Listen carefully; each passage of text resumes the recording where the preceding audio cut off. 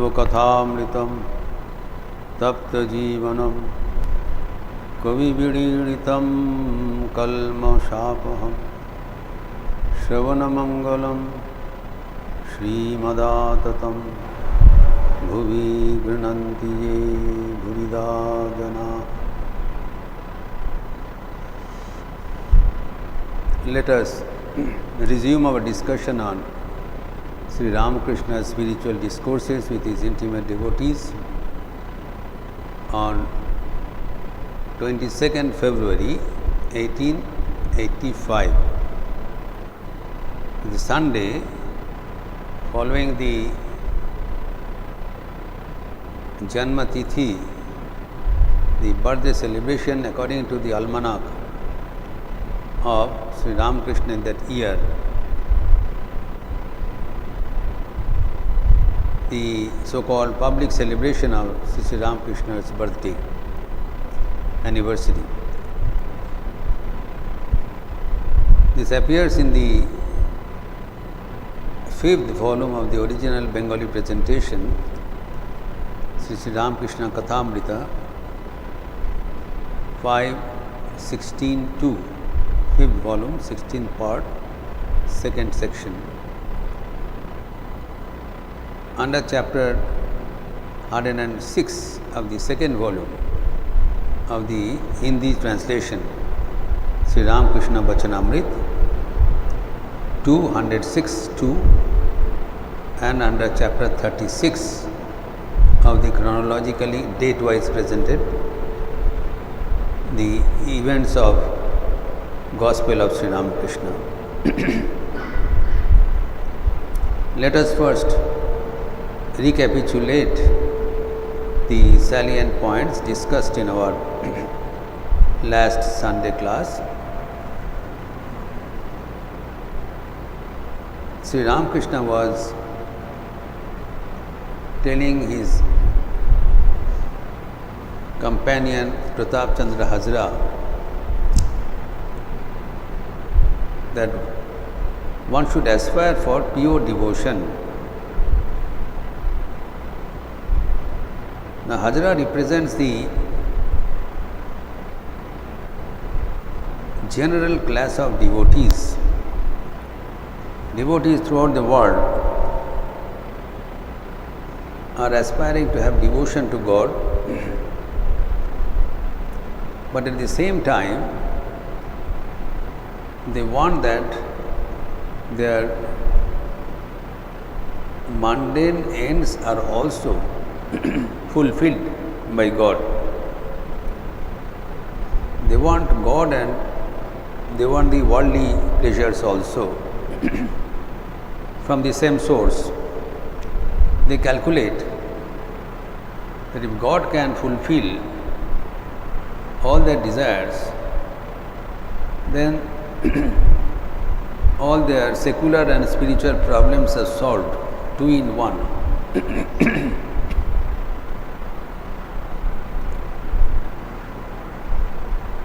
So with that motive behind, some people openly disclose their inner desires, that we want money, we want property, we want other worldly requirements. Other people do not pronounce, they keep it within their heart, hoping that God will fulfill that also. Hazra is representing that majority class of devotees with the reasoning, with the mental, intellectual conviction that as when floods come, it inundates all the reservoirs, big and small. Similarly, when the grace of God flows in abundance, then not only it fulfills our spiritual deficiencies, but also the financial, social and other deficiencies also. We are endowed with the powers of God and even money.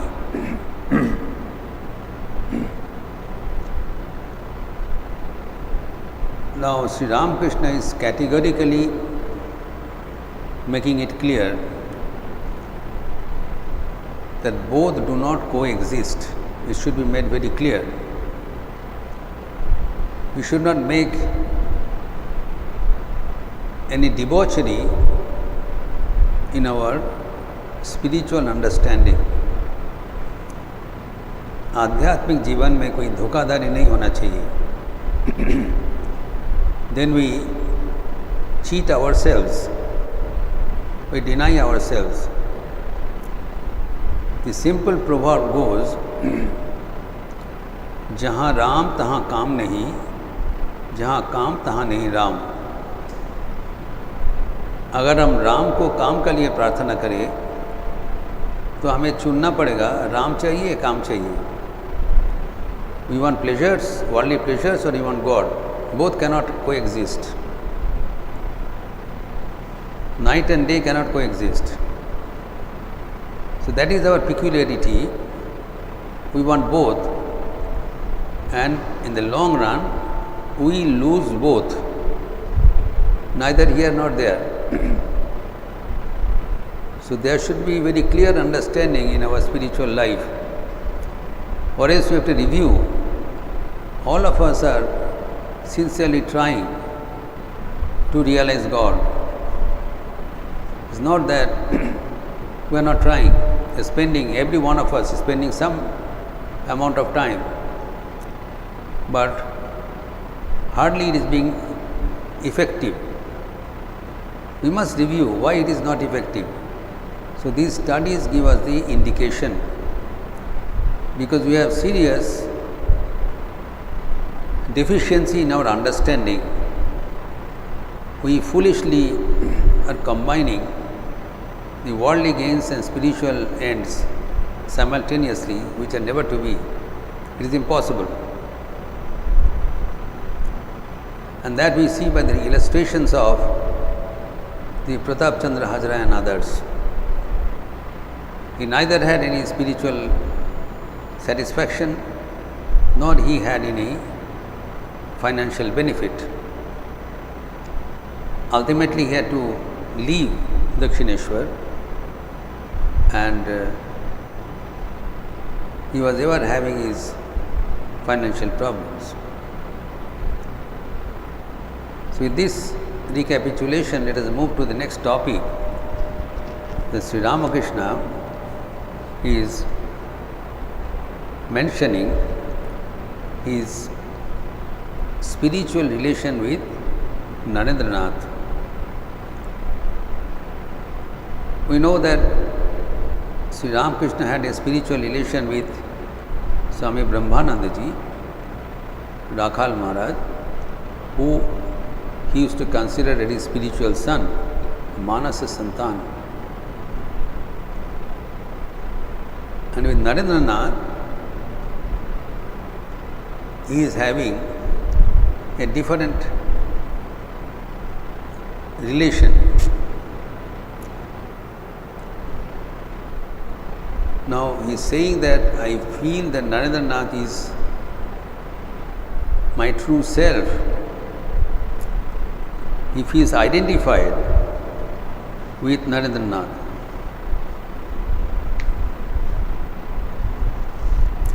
I look on Narendra as Atman. Narendra ke ami Atma Swarup Gyan kori. Now here the congregation consisted of Narendranath, Girish Chandra Ghosh, M., the recorder of the Gospel of Sri Ramakrishna, and several other intimate devotees. Sri Ramakrishna is addressing to Girish Chandra Ghosh and said that I consider Narendra as my very own, myself, and I obey him.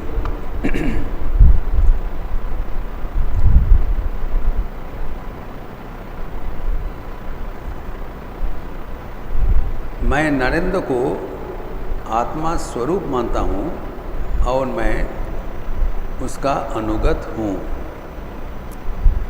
Now Girish Chandra Ghosh could not understand the real import of this great statement. Now we have to understand the very peculiar manifestation of the divine in the form of Sri Ramakrishna and Vivekananda. In reality, we find that Swami Vivekananda was a disciple of Sri Ramakrishna. Sri Ramakrishna is the Guru. So, Guru is always the giver in a higher platform, and the disciple, the Shishya, sits at a lower platform and seeks the blessings and grace from the Guru, thinking that he is the representation of the divine. This is the spiritual relation between a Guru and disciple. The Guru is no other than a representation of the Supreme God. Guru is one, Satchidanand. There cannot be two Gurus, but the same Paramatma, Satchidanand, the Supreme Self, appears to different individuals through different mediums, human forms or otherwise, and that is the medium of the flow of spiritual power. गुरु शक्ति जिस माध्यम से प्रवाहित होकर इंसान के पास आते हैं उसको गुरु कहलाता है. The source is one. So since it is coming from that medium, he is venerable, he is respectable, he is lovable, because the Supreme Divine bestowed His grace on us through that medium. From that point of view, we consider one, that Narendranath is the disciple of Sri Ramakrishna. But that's not the entire relation.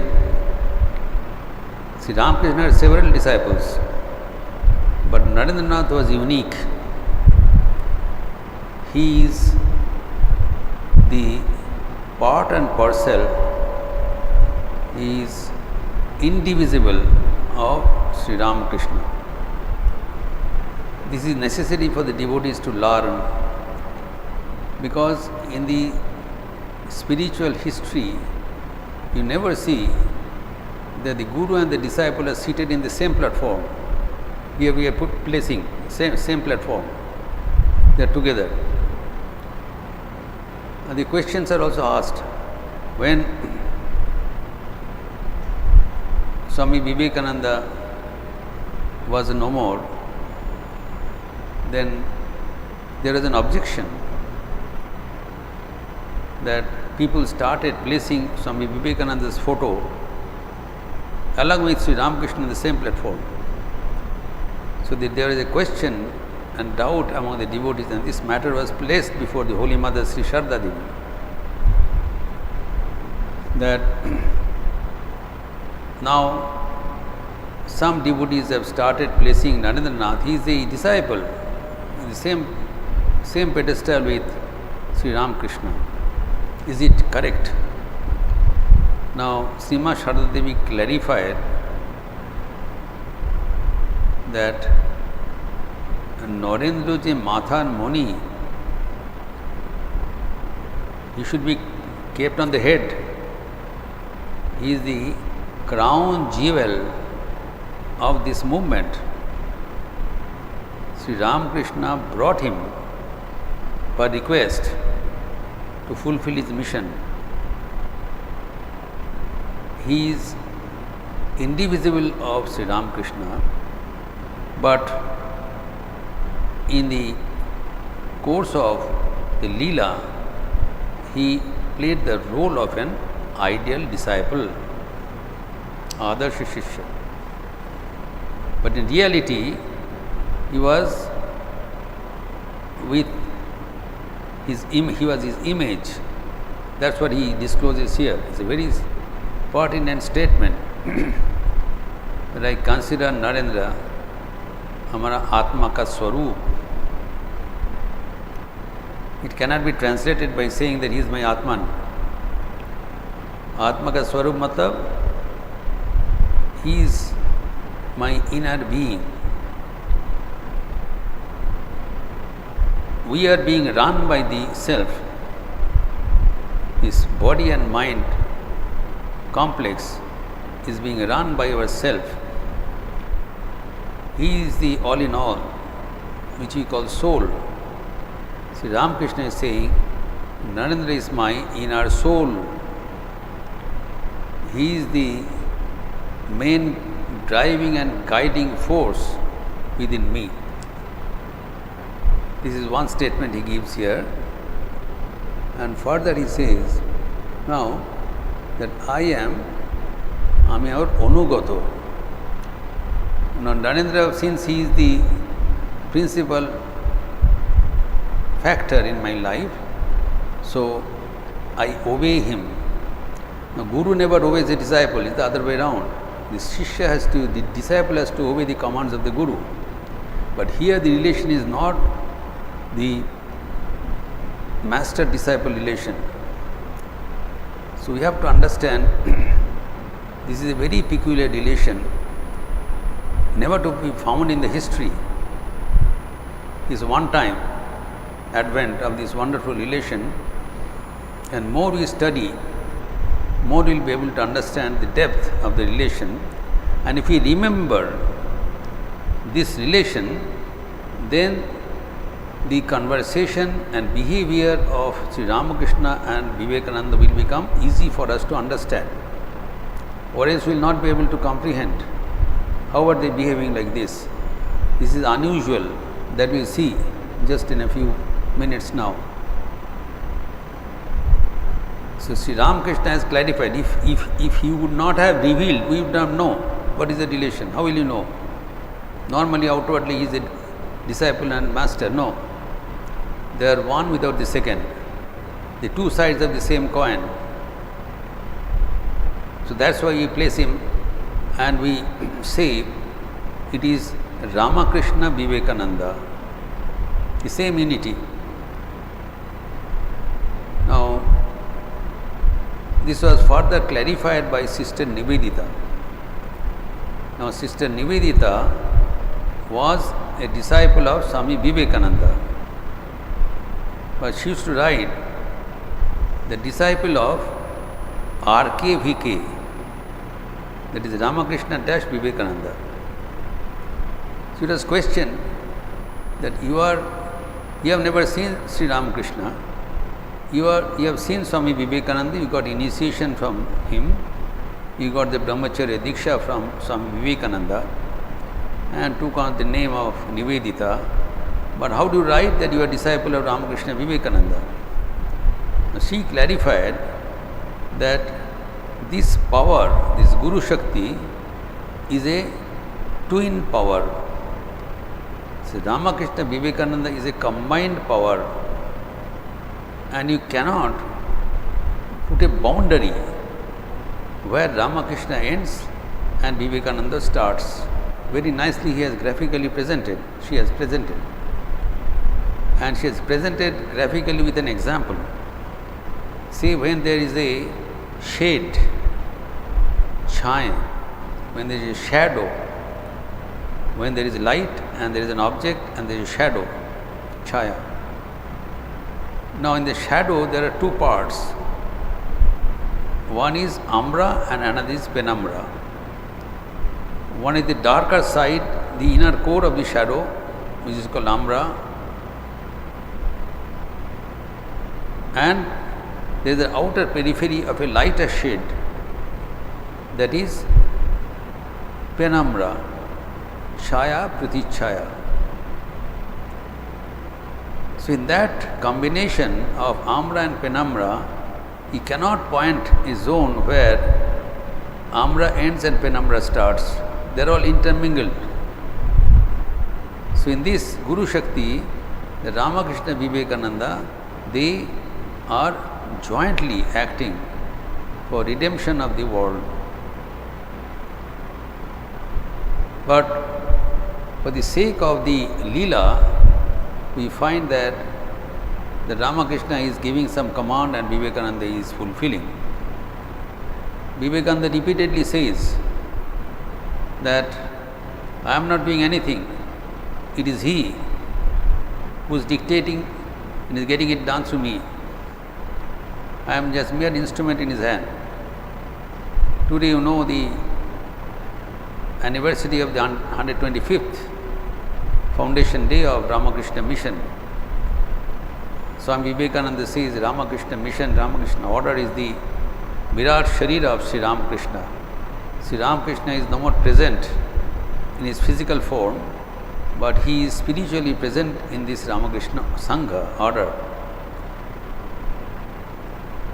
And this Ramakrishna order was established on this particular day in Calcutta in the house of Balaram Bose, and after the inaugural ceremony is over, which we'll discuss this evening, Swami Vivekananda clearly said that everything is being designed, monitored and implemented by Sri Ramakrishna alone.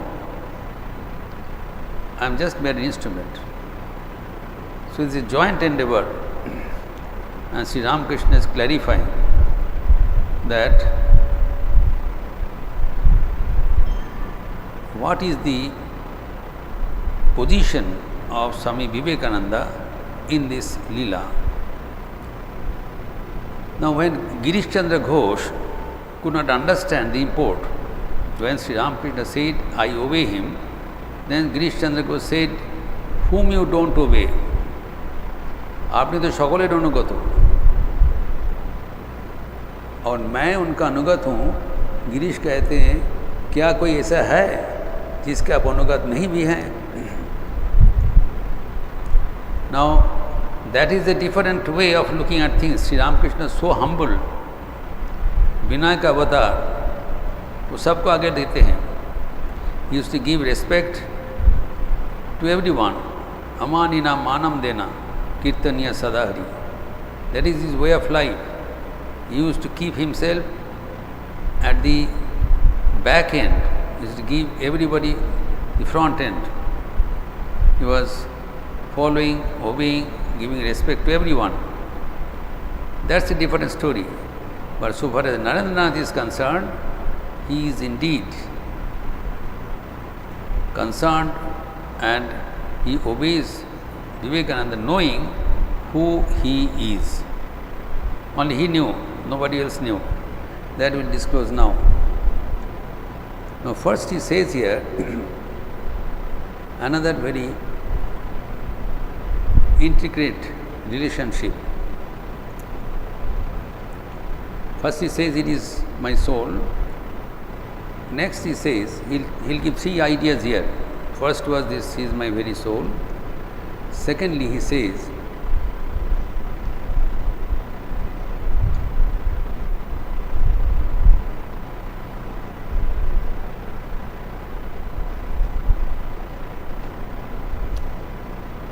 he has a manly nature and I have the nature of a woman. It is difficult to understand, but it should be clarified. उसका है मर्द का भाव, पुरुष भाव, और मेरा औरत भाव, प्रकृति भाव. Now we know that male and female form the complementary part in a society. They go together and thus the system goes on. So in the spiritual realm, the divine has two different aspects, the male aspect and the female aspect. Each one has different characteristics. So the divine splits it into two aspects, and for the sake of clarification for the sake of our understanding, presents it in a male-female conception. Indeed, really, both were males. Sri Ramakrishna was not a female, but spiritually they had a relationship which was complementary to each other. The male, as in the, for our understanding, we understand the males have different way of characteristics, female has a different way of characteristics. When they join hands, then there is a balance in the society.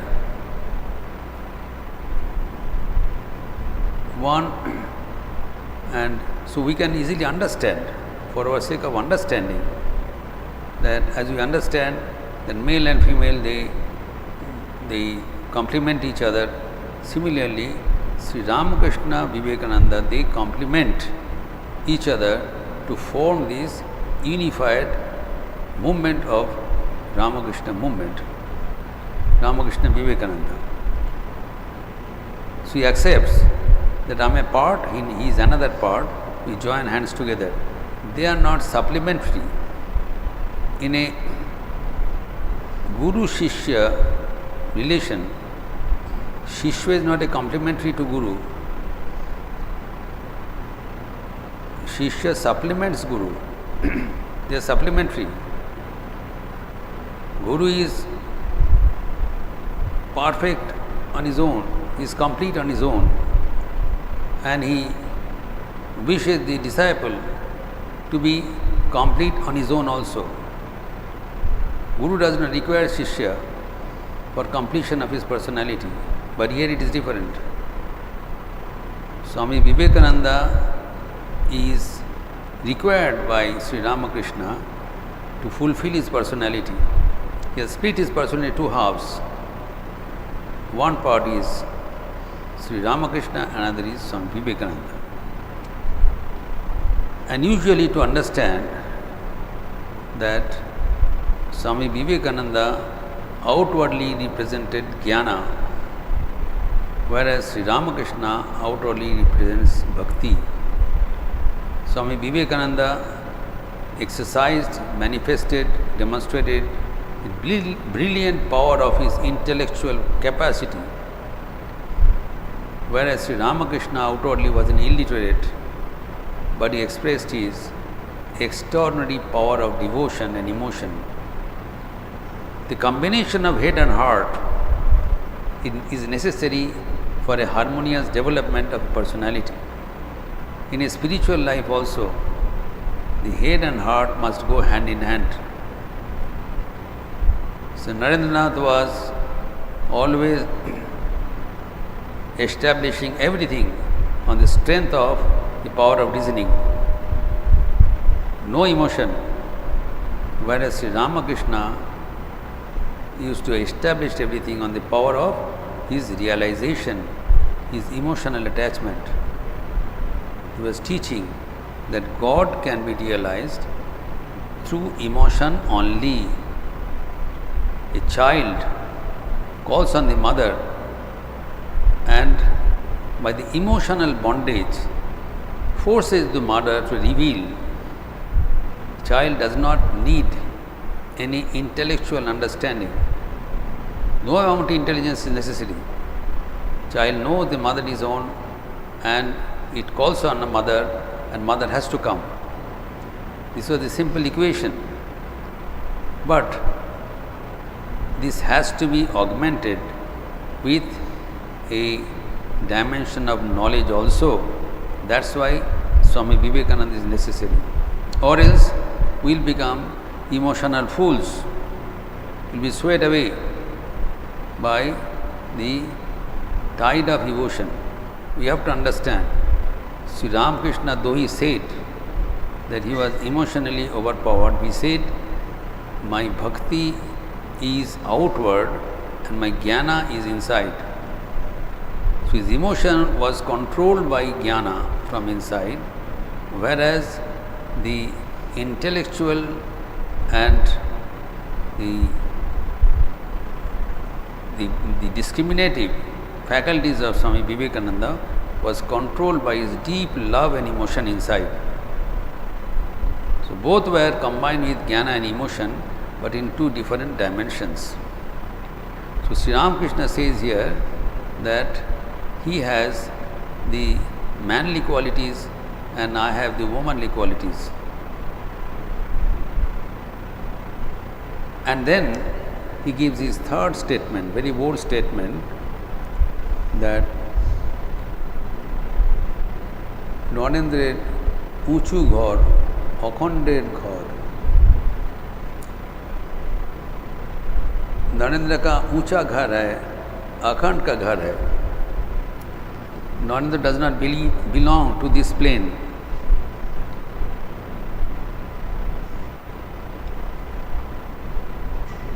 He is a noble soul and belongs to the realm of the indivisible Brahman. Now, Sri Ramakrishna belongs to the world. He himself reveals, acknowledges that he is the person of the world. He is concerned for the welfare of the world. He belongs to this plane. But Narendra is not concerned. He is a member of the indivisible Brahman, Akhand, where there is no difference. Narendra does not see any differentiation. He does not see any misery or happiness. Everything is equanimity. He is immersed in bliss. Whereas Sri Ramakrishna sheds tears.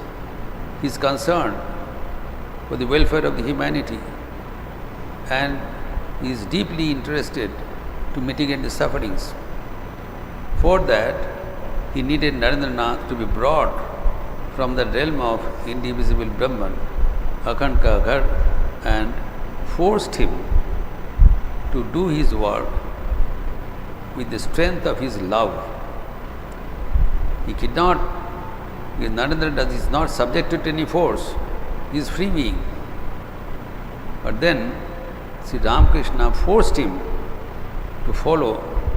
Sri Ramakrishna is doing his work by the power of his unputdownable love, his tremendous love. उनका प्यार का इतना मजबूत है, इतना strength है. He told that the power of love is the supreme power. There cannot be any power more than the power of love. Power of प्रेम का शक्ति से सब कुछ हिल सकता है. प्रेम का शक्ति से भगवान भी अधीन हो जाते हैं. तो प्रेम का जो शक्ति है उससे नरेंद्र को हिलाया. He could not do otherwise. Narendra is not beyond his capacity, beyond his reach of anyone. लेकिन प्रेम का वश है. Sri Ramakrishna demonstrated. So, but nevertheless he mentioned that Narendranath, we should not forget that he belongs to that high class and he is brought here for a temporary period to do his work. But the moment he knows who he is, he will get away. He does not care anybody. That we see his way of behavior. Now the way Narendranath is talking to Sri Ramakrishna, we will find it is very unmannerly. It is very derogatory. How a person can see such words point blank, insulting, nothing less than insulting. But Sri Ramakrishna never minds. That also creates some confusion in our mind. Narendranath was a young boy and Sri Ramakrishna was in his late 40s. Huge age difference and difference in the spiritual status. Narendranath was an inexperienced college student and Sri Ramakrishna was a venerable guru, appreciated, respected by so many people, even considered as an incarnation of God. But the way Narendranath is insulting him, it is noteworthy, but it is more strange that Sri Ramakrishna is not reacting. Narendranath may not know who Sri Ramakrishna was. He may, out of ignorance, insult Sri Ramakrishna, but Sri Ramakrishna is not minding. he is not reacting. So this we see here, that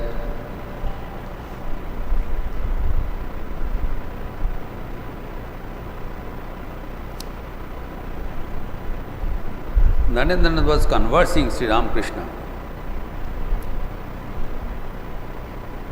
He said, I had a talk with Girish Ghosh.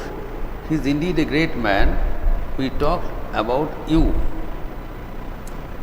Girish Ghosh was there. He just went out for a smoke. Sri Ramakrishna was asking, what have we been talking here? We were discussing.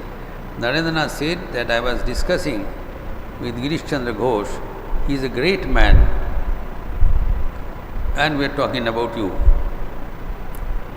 Now, Sri Ramakrishna was interested to know that what did they talk about Sri Ramakrishna? What did you say about me? He was interested. How did he evaluate Sri Ramakrishna? There was the question. And what was the reply? Narendra said that you are illiterate and we are scholars. Oh, we talked in that vein.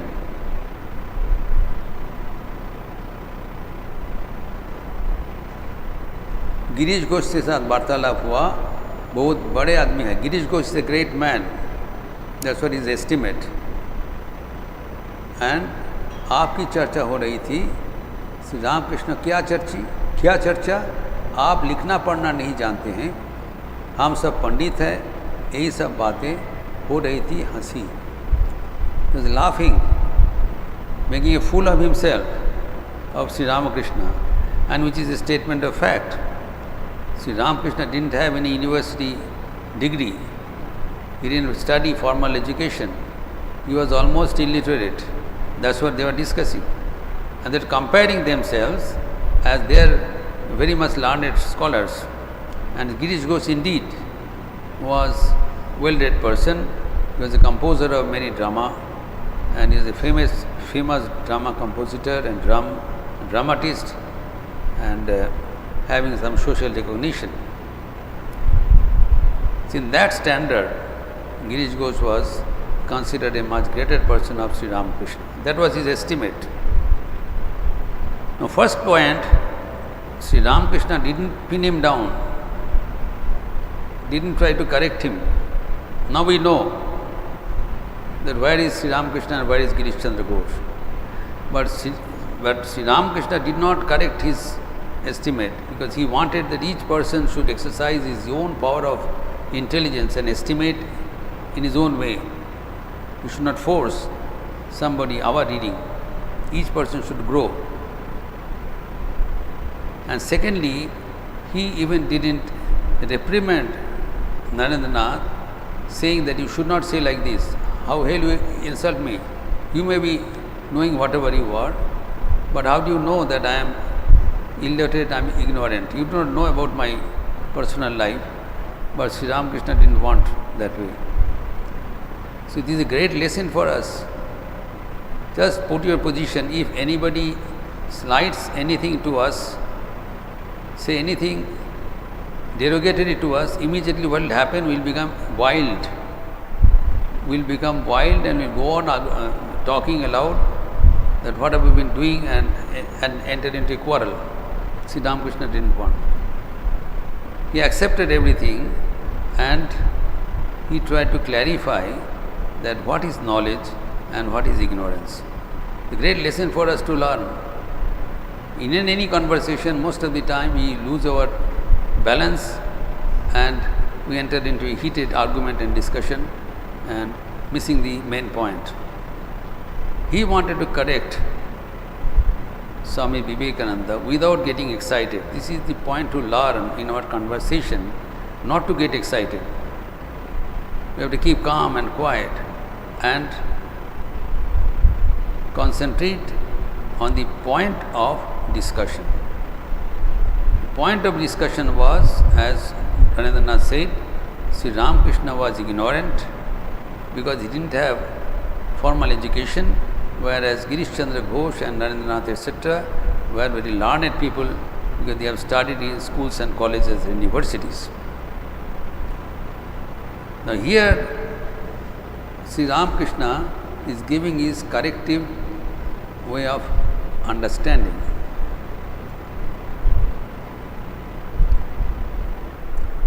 Now, there is one devotee, Mani Malik. Now, he made a corrective statement that आप बिना पढ़े पंडित हैं. That is not the estimate for everybody. Narendra thought this way. Sri Ramakrishna didn't pin him down.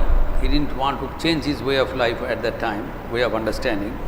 But Mani Malik, another devotee, says, कि you are a learned person.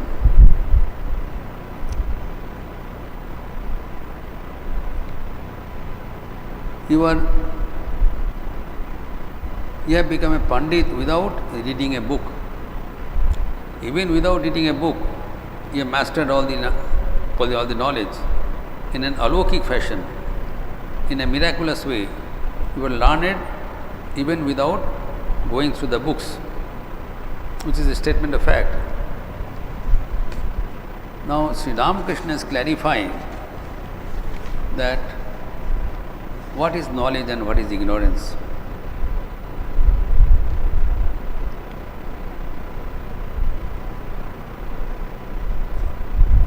Now, why we get slighted when somebody belittles us about our education or whatever it be?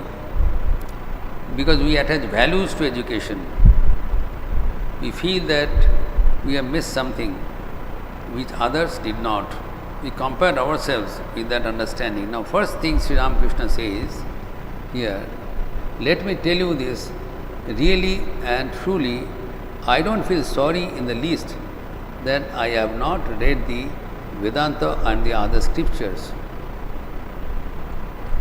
Sri Ramakrishna truly didn't formally go through the Upanishads and other scriptures to learn the intricacies of spirituality. But Sri Ramakrishna does not feel frustrated because he didn't get the opportunity to study the Vedas and Vedantas, which is necessary for our spiritual fulfillment. Now, why he does not miss, why he does not feel any necessity of his Vedantic studies? He says, I know that the essence of the Vedanta, the Brahman alone is real and the world is illusory. So he said elsewhere, though I have not gone through these books at length, but I told the Divine Mother, please make me understand the essence of the Vedanta, please make him aware what is there in it. So he wanted to know the essence of the scriptures in a divine way. That is the shortcut. There's one way, one method is to study the scriptures, cogitate, meditate, and get the truth out of it. Another is direct. You go to the goddess of learning and then you pray so that she herself reveals the scriptural truths to us automatically. Sri Ramakrishna says that if a ray of knowledge comes from the goddess of learning, Saraswati, then all the darkness of ignorance within our heart becomes cut asunder. It becomes shining, glowing, illumined by just one ray of knowledge from the goddess of learning. So that's what he did. He prayed to the Divine Mother so that Mother's grace inundates his mind and the head, and he learns the essence of the knowledge. And the essence of the knowledge of Vedanta's truth, he says here, that Brahman alone is real and the rest of the world is unreal. That is the essential truth of the scriptures. Sri Ramakrishna says, I wanted to know from the Divine Mother. Divine Mother appeared and taught me that the essence of Vedanta is that God alone is true, Brahman alone is real, and the rest are unreal. Now, interestingly, Sri Shankaracharya, who is the intellectual fountain of our scriptural knowledge in India, has written the commentaries on the 11 principal Upanishads, the Bhagavad Gita, and the Brahma Sutras, and so many other treatises, and he established the Advaita Vedanta, and huge volumes of books. But he says, श्लोकार्थेन प्रवक्ष्यामि जदुक्ता ग्रंथ कोटि भी, कोटि कोटि ग्रंथ में जो लिखा हुआ है मैं उसको संक्षेप करके 8-10 श्लोक में बताना चाहूँगा. Just have verse, please give me an attention for have verse in which I will summarize the scriptural truths which I have tried to express in koti volumes of books. Just have verse will say. What is this? Brahma Satya Jagan Mithya Jiva Brahmaiva Naparaha. This is the essential truth. This world alone is real in the form of divine.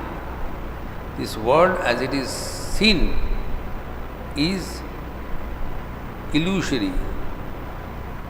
Mithya does not say that it is non-existence. World exists, but not in the way I want it to be. It exists in its own fashion. So we have to follow the world, not the world follows us. In that sense of the term. So here, because it does not exist at all. Only God, the Supreme Being, exists. Brahma Satyam. He does not change. The world is changeful. It does not follow our ways of life, our dictation. It goes on changing. It is our foolishness to think that it is a changeless reality. But God alone is real because it does not change, and the world is unreal because it is changing. So this knowledge is the essence of the Vedantic wisdom. And secondly, Jiva Brahmaiva Naparaha. What is our relation with God? We are indivisible. We are part and parcel of God. Jiva Brahma Eva. Jiva and Brahman are Aveda, inseparable. They are not two, they are one. This is the essential truth of the scriptures. God alone is true. This world is false. That is, world is not as it appears to be. It appears to be stationary, but it is not stationary. It is simply changing. And we do not belong to the world, we belong to divine, because we are true. If we belong to the world, then we are perishable. We are not perishable. The world is perishable. God is eternal. We belong to God, we do not belong to the world. If we belong to the world, we are perishable. Unfortunately, we make ourselves connected with the world.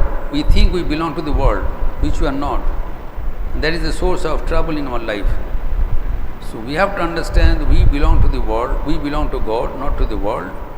God alone is real, He is ever existing, while the world is changeable and it doesn't exist as it is now or as it has been before. Continuously changing, pratikshana parivartanshil. इसको जानने का नाम है वेदांत का ज्ञान. So this knowledge Sri Ramakrishna acquired without going through the labyrinth of books and studies and wasting of time, simply by calling on Mother with sincere heart. He asked her to make him reveal the truth of the Vedanta that Shad Mother gave. So for that, if Narendranath uses some harsh caustic remarks, Sri Ramakrishna is not affected. He doesn't get excited. So this equanimity he must learn. Because the person out of ignorance may say whatever, but the Paramahansa, the person of equanimity, does not pay any heed. Whatever they may say, that is their responsibility. We are what we are. It must be, our goal is to remain calm and be in the touch with the Divine for all the time. We'll continue our discussion further in our next Sunday class. Niranjanam nityam anantarupam bhaktanukampa vigraham vai Ishavataram parameshamidyam tam Ramakrishnam shirasa namama.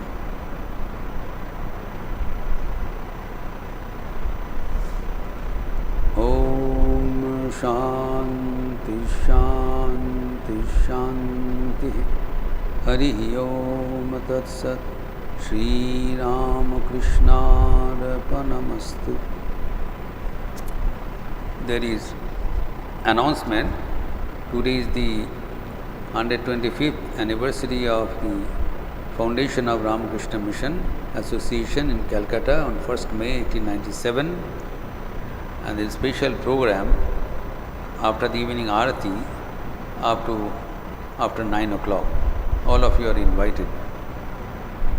Shri Rajesh Kapoor, the former IAS officer and Information Commissioner Government of UP, has kindly consented to be the chief guest, and there will be usual programs of this lamp lighting and bhajans and discussions with my presidential address. Coming week we have the Akshaya Tritiya, which will be celebrated in our mutt on the 4th of May instead of 3rd May, due to some formality in the sunrise time.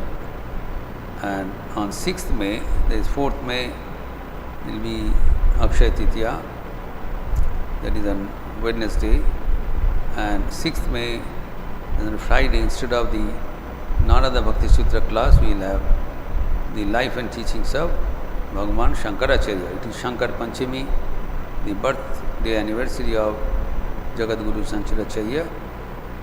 So that is on 6th May, Friday, will be discussed. And 4th day is Akshaya Tritiya. That is on Wednesday. There will be a special discourse on Akshaya Tritiya in the evening after the Aarti. And 7th May, there is the 25th Baishakh, the birth anniversary of Sri Rabindranath Thakur. Now there will be a special bhajan sandhya, the evening of devotional songs composed by Rabindranath and specially liked by Sri Ramakrishna and Swami Vivekananda, some of them. So we will have a bhajan sandhya on the 7th of May, that is on Saturday, instead of the Kali Kirtan. All of you are heartily welcome. We close now with the chanting of the Lord.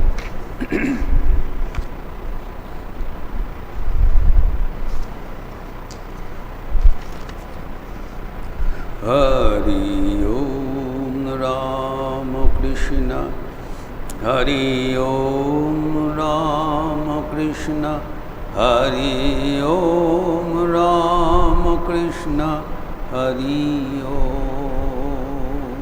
Please join with me. Hari Om Ramakrishna, Hari Om Ramakrishna, Hari Om Ramakrishna, Hari Om. Hari Om Ramakrishna, Hari Om Ramakrishna, Hari Om. Hari Om Ramakrishna, Hari Om Ramakrishna, Hari Om Ramakrishna Hari Om. Hari Om Ramakrishna Hari Om Ramakrishna Hari Om Ramakrishna Hari Om. Hari Om Ramakrishna Hari Om Ramakrishna Hari Om Ramakrishna Hari Om. Hari Om Ramakrishna Hari Om Ramakrishna Hari Om Ramakrishna Hari Om. Hari Om Ramakrishna Hari Om Ramakrishna Hari Om Ramakrishna Hari Om. Hari Om Ramakrishna Hari Om Ramakrishna Hari Om Ramakrishna Hari Om.